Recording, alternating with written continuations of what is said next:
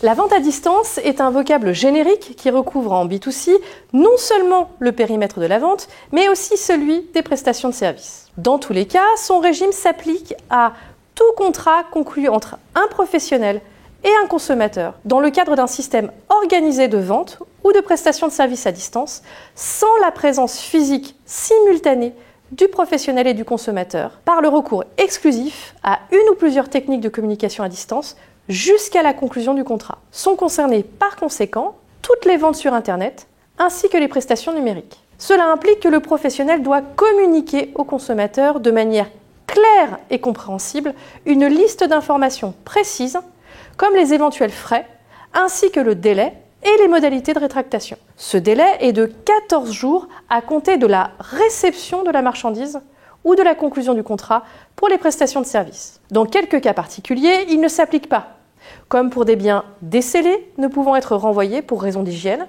ou s'ils ont été personnalisés, ce qui empêche leur revente pour le professionnel. En outre, une confirmation sur support durable est exigée, c'est-à-dire sur tout instrument permettant au consommateur ou au professionnel de stocker des informations qui lui sont adressées personnellement afin de pouvoir s'y référer ultérieurement pendant un laps de temps adapté aux fins auxquelles les informations sont destinées, ce qui permet la reproduction à l'identique des informations stockées. Concrètement, il peut s'agir d'un PDF, mais pas d'un simple lien hypertexte. Le fournisseur doit exécuter la commande dans le délai de 30 jours à compter du jour suivant celui où le consommateur la lui a transmise, si aucun autre délai n'est prévu. Il est interdit de précocher toute option payante. Plusieurs types de sanctions sont mises en place en cas de violation de ces règles. Sur le plan civil, les contrats conclus sont nuls et ne produisent aucun effet.